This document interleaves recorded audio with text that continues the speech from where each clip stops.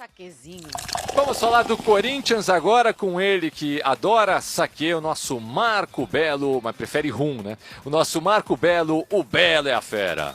Fala Tomás, pessoal do Papo de Craque, segunda edição da Transamérica. Depois de dar folga de 2 dias aos jogadores do Timão, o técnico Wagner Mancini comanda hoje, neste momento, um treino que acontece no CT Joaquim Grava. O Corinthians quer se preparar porque a Federação Paulista, como já se viu na semana passada, pode de repente marcar um jogo pelo campeonato estadual até no dia seguinte, né, Tomás? Então, o Wagner Mancini, para se precaver, marcou treinos todos os dias nessa semana, apesar da indefinição. Agora vai. Fora de campo, nos bastidores, um furacão passou pelo Parque São Jorge neste sábado. Foi a divulgação de maneira oficial do balanço financeiro do Timão do ano de 2020. E olha só, a dívida do Corinthians aumentou em 2020 e chegou a 980 milhões de reais, pois é próxima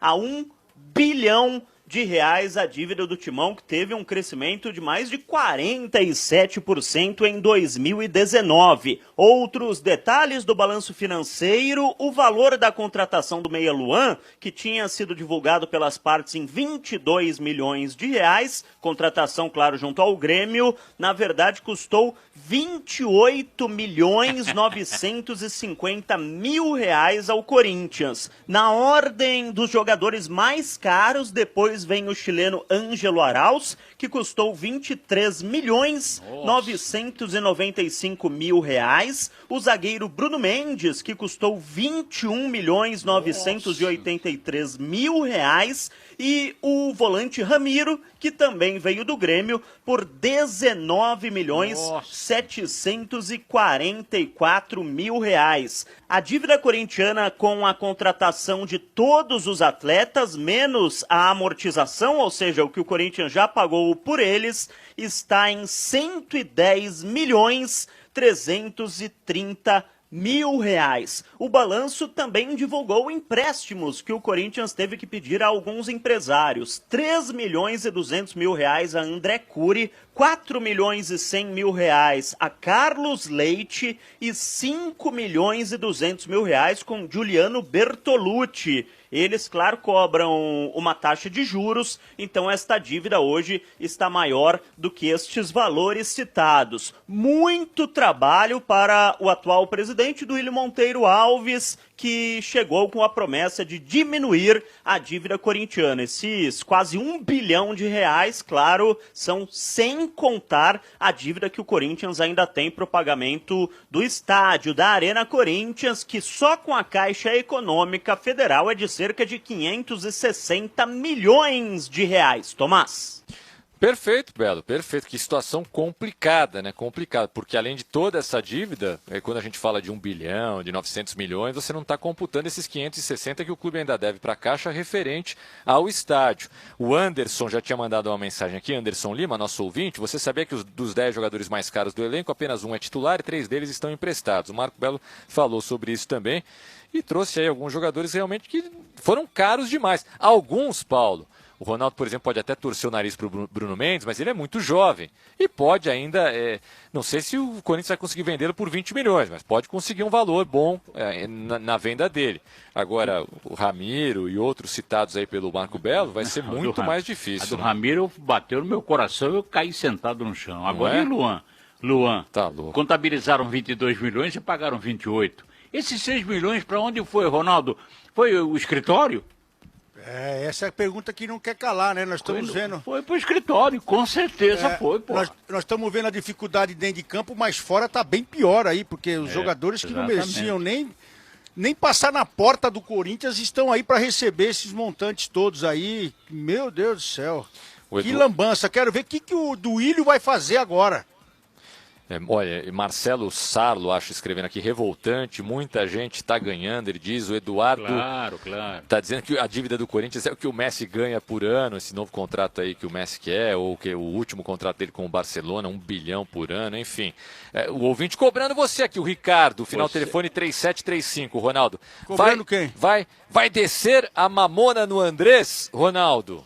Teve um cara que fez isso no Twitter, eu fico prestando atenção nas redes sociais, e colocou os nomes lá de jogadores que não passaram nem pelo crivo do Andrés, né? Parece que eram outros presidentes lá também. Então agora quando... Isso tem há muito tempo, né? Quando você... Aí tem... Todos os clubes, diga-se de passagem. Eu acho que ele tem um pouco de culpa porque ele que colocou todo mundo na sequência tem lá, muita né? culpa, Que trabalhou né? com ele. Tanto é a volta aí do Roberto de Andrade também, que é um absurdo, né? A volta do Roberto de Andrade para fazer parte desse elenco agora, dessa direção agora, é um absurdo. Porque Luan, 28, contabiliza 22. Porque o que cai nas costas do Roberto de Andrade aí também é a do Pato, tava ele e o Mário Gobi. Que os caras gastaram uma bala que nem tinha e era euro ainda. Então, e ele tá aí. Vamos ver o que ele vai fazer para arrumar esse lado aí financeiro, como é que vai passar pelo conselho esses números todos, se estão batendo ou não. Hoje nós temos um cara lá espetacular no Corinthians que eu tenho um apreço e um carinho muito grande, que é o Herói, um grande jurista aí, o Herói, né, advogado, tudo. É o melhor. E tá lá hoje em cima das contas, dá para ver o que aconteceu. Então, eu ainda acredito nas pessoas do bem, porque minha vida foi baseada assim. E por mais que eu tenha um amigo ou outro que saiam fora da linha, minha conduta sempre foi a mesma. Por isso que isso preocupa muito. Agora, preocupante demais para o torcedor o que está acontecendo dentro de campo, que é uma equipe mal escalada, a escolha do treinador também não está agradando, a insistência dele também com alguns atletas não condiz com o que está chegando da base. Então é preocupante, não só do lado administrativo, como do lado do futebol também. Agora, o que me chama a atenção, Ronaldo, se você me permite, Tomás, Claro.